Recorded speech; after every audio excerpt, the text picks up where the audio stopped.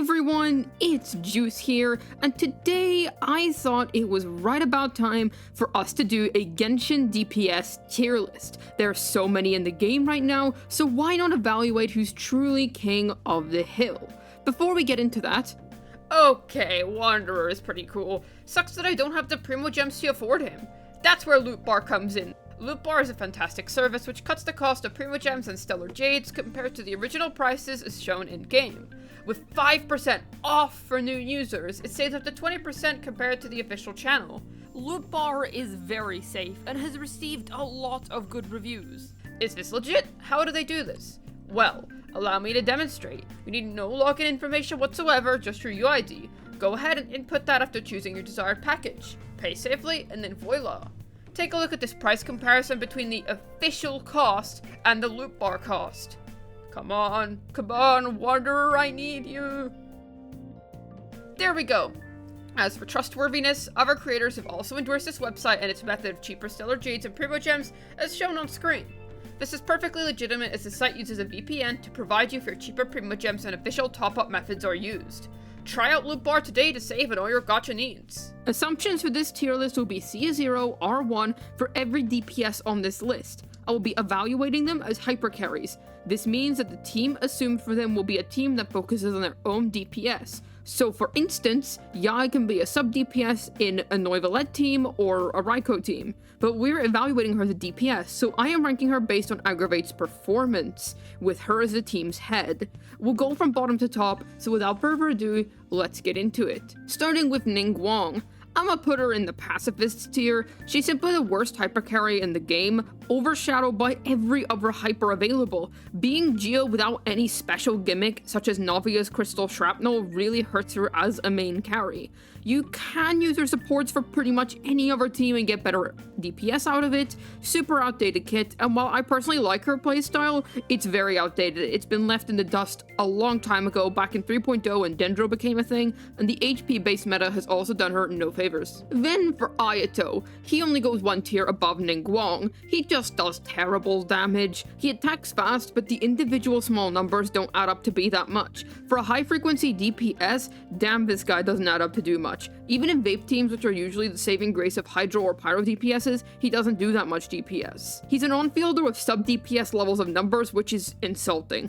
Every other hyper team in this game outdamages him, there is no questions asked about that. Then for Yoimiya. She's a bit of a weak nerd. Yoimiya has been left in the dust for some time now. The old concessions of Yunjin and Yelan made her playable to an extent, not necessarily good, and even now those are some really outdated concessions. She's hard single target locked, which has really hurt her in the long run. Her kit is absolutely no benefit with the HP based meta going on right now, and every other Pyro hypercarry can do more than her and fill her roles with much more ease. She's easy to play, sure, but there are other easy units who deal a lot more. For example, Yanfei is better and she's a 4-star, and I say she's also not hard to use. Really no specific modern day applications. Then for Eula, man, as much as I love Eula's truck, her backload in terms of damage really hurts her. Physical has just been left in the dust. She can at least use Farina when paired with Mika, and that is nice, that does give her an edge over Yoimiya. She's super clunky, and the nukes themselves are large, but you can get those numbers much quicker from any other unit that does consistent DPS. Unfortunately, a very bad hypercarry nowadays. Ito! He has Chiori now, so he's at least playable to an extent, but being Geo really sucks for him. He hasn't really got any special thing going on with being Geo, he just plays in those teams for the sake of it. He has very high investment requirements for middling returns. You can put that level of investment in any other hyper above on this tier list and get much better performance, so unfortunately he stays down here. Not a great DPS. Then for Heizo. His teams are pretty irrelevant. He can do something, but barely.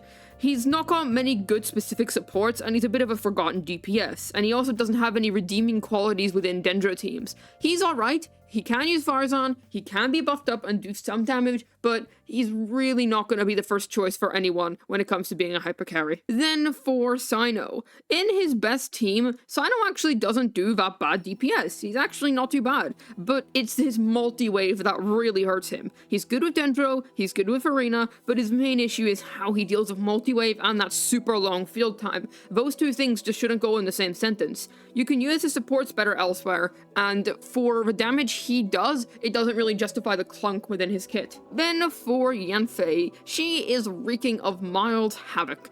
I'd say she's a decent vape DPS and can do alright numbers. Solid hyper carry for a 4-star. She can use Verena and double Hydro, which is nice. She's still outclassed numbers wise by the above, but hey, she's not that difficult to use. Klee is in a similar position to Yanfei. She can at least drive forward vape Verena, which is quite a nice bonus though. So yeah, I think that Klee's pretty cool, and she can do some things, but other than that, she's quite clunky with an outdated kit, and no real use outside of that. Sure, she can do something, but it's not enough to move her up higher on this list. Then for Kamisato Ayaka, oh how she has fallen from grace. She's a little old, but in her best team, she can still pump incredibly strong bursts and get things cleared in a large AoE. She's a decent front-loaded DPS to this day, and she's quite costly, but for that cost, you do get something out of it. I think part of what's really bad about Ayaka is just Cryo doesn't have any applications in the current modern day, for starters, and outside of that, she's just outclassed by a lot of the above DPSs in terms of numbers. She really has fallen off a bit. Now, I'm going to be putting Ganyu above Ayaka for the reason that if you can play Ganyu, then she's actually not half bad. She's a pretty good unit. Most people don't know how to play Ganyu in her best, most optimal way, which would be in a melt team of Ganyu, Bennett, Shenhe, and Kazuha. And there's some really specific techniques and you would need to pull off to get Ganyu's full potential out. She can actually be strong, it's just difficult to yield that strength out of her. She at least works in Dendro teams, which is pretty good, and Melt U has been a decent concession to her. But outside of Burn Melt, you can really use Nahida in better places, and you can invest less in other places for more damage to get similar or better performance. Then for Raiden. Raiden's damage is not that high for DPS anymore. On-fielding Raiden is usually for the reactions and the energy gain, not so much for DPS. The initial slash may look large, and she is still a solid clearing DPS, but outside of that, yeah, she really is just a driver now. Know that a driver is different from a DPS. Then on to the next tier, we have Tignari. I think he's not too bad. Good standard DPS, he can cause powerful reactions, decent returns on investment, and he's not a bad choice whatsoever. He's arguably better than Keqing, but it depends on who you ask. In this scenario, however, I'm going to be putting Keqing above him. I think Keqing is good with an aggravate. You can argue this ranking skews her a bit high because she mostly just drives Fischl, but if we assume Keqing in her usual DPS role, the team technically is nicely performing. Good for her, plenty of electro application, she's definitely a lot better than she used to be. Then for Yae Miko, she's a notch above Keqing mostly because she does more damage, it's plain and simple. She's a strong aggravate DPS, and does her own significant DPS and doesn't just feel like a Fischl driver. Sorry, KEKW fans, because Yae has a very powerful burst, her turrets also do pretty decent contributions. She does very well for her investment level, and on the whole, I think she's a good choice. Then for Ryo Vesley, however you want to say it. He's a bit of a fraud, and this is because he does like half of his team's damage, and he is mostly carried by his team of Bennett, Xiangling, and Farina. However, he still does pretty good damage, that can't be denied. He's pretty good with R1, which is what this tier list is assuming as well, and on the whole, yeah, he's still a fraud, but he's a good choice if you have his teammates. Then for D-Luke. Well, this guy definitely got an upgrade in the modern age of Xian Yun. I'd say he's good with Pyro Plunge Vape. He's got powerful vape numbers, and he was absolutely revived by this. He can use Farina and Xian Yun in the same team, which is also really good, since Farina and Xian Yun have some good synergy with each other, and also those are just two very strong units. I would argue he's the strongest standard DPS, granted that you have his best in slot team. Great to see that he has risen back up again. C6 Gaming is pretty much just D-Luke, but a little bit stronger. His numbers are higher by technicality at C6, but I personally think D-Luke is easier and smoother to play. That's just my opinion, but since the numbers for Gaming are higher, I'm gonna have him higher. Then for the Moosh, I'm gonna put him in the tier of Vicious Beasts. He's pretty good with C6 Farazan, Farina's buffing is a nice aid to him, and he's overall just a strong animal DPS that does quite good damage. He can handle AoE, he can handle single target, and his burst is fairly strong. Not a bad pick. Though there is a better option a little higher on this list that'll be coming up soon.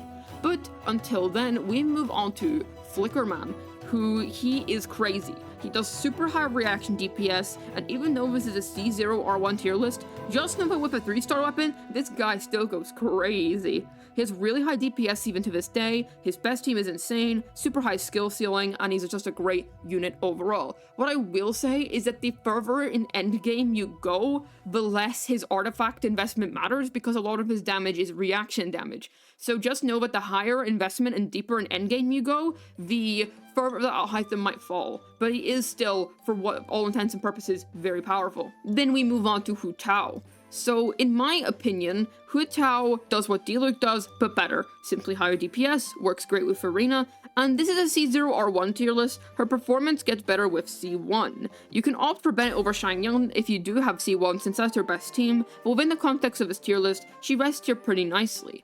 And I will be putting Navia above her, but do know that this is really interchangeable, and if you swap Hu Tao's R1 for C1, it could go either way. Whatever you think is better here, you can even consider them equal. But we move on to Navia here. She's underrated because she's Geo, and her 2 nukes are very flexible. Her damage breakpoints are not that difficult to reach, and she's usable with Arena. Even without dedicated buffers, she's powerful. And imagine how the game would break if she did get these buffers. Overall, really good, and just because she's Geo doesn't mean she's bad. In fact, I think she's very good because she took Geo, made it her own thing, and is able to use characters outside of Mono Geo. So, good for her. Then we move on to Xiao. So, Mr. Lament is mega costly, but mega powerful. He can do like 150k plus plunges if you have all the right tools. Mine does 200k plus. I'd say that 234k was my highest. Really powerful hypercarry if you have the investment, but for free-to-plays watching, he will suck a lot more if you don't have the right stuff for him, but it's worth the high investment journey. Really, really powerful hypercarry. Definitely presides very high over everyone else in this list. Then we move on to the guy who I swear is applying cheat codes. Linny is ridiculous. Wow. Huge DPS numbers, and his focus in single target, he is so good in single target. Massive damage if executed correctly, and he can front load fast. Huge skill ceiling, and his speedrun potential is wild. And you can also play Vape with Arena for even better damage. Seriously, this guy is incredible, and I'd say that if you have him, it's worth learning him because his power is insane. He is hacking, I swear. Then we get on to Arlecchino. So it's an interesting case because I think that Linny's single target is still significantly better than Arlecchino's, but Arlecchino can do AoE much better than Linny can, and I think that because we're looking at this overall instead of just one specific type, Arlecchino goes above. But it's arguable. It's arguable. So, here's my take on her. She's amazing in many situations, she's very adaptable and has adaptable rotations, and she's super strong for speedrunning. Huge damage numbers, and her damage is easier to access than Linny, because while she does have some complex rotations, they're not so complex that you're gonna die. They're easy enough, you can learn them easily. So, they're easy enough, you can learn them simply. So I think that she is very powerful and is worth the recognition. Arlecchino, we all love you, your kid is great. Then for the final ranking on this list, was anyone actually surprised? Of course it's Neuvillette. Of course it's Neuvillette. He's crazy. Strong Hydro DPS with huge range that is good in all scenarios. He easily reaches huge damage breakpoints, and I think that his DPS is very easy to access. I think that this makes him the uncontested best DPS because even though this is C0 R1 tier list, even if we take away the signature weapon from all these characters, Neuvillette would still be up here. Like, he's very strong at all varying levels of investment, and I have no idea why Genshin decided to make just such a broken DPS that just quashes the rest of the competition without question. Like, I would say that once we get to this tier, the DPS has already got quite well quality, but it just continues to power scale way more crazily just from then on. Seriously, Neuvillette, you're a legend, and I think that we can all agree on that. So this was my take on Genshin's current DPS meta. What did you think of this tier list? Leave your opinions in the comments down below. Do you think that this was a stupid tier list? Do you think that my takes were decent? Feel free to argue, I'm open to criticism, and after all, this is my first tier list where I'm focusing in more on one specific aspect of a character as opposed to ranking them all in a vacuum. So also remember to check out Loot Bar. It'll be in the description and pinned comment of this video. Get your cheaper Primo Gems today so that you can possibly wish cheaper for any of the DPSs here that you may like. Without further ado, this has been Juice, signing out, and without further ado, my favorite DPS is Farina, because I see Sixter, and I make bad financial decisions. Peace.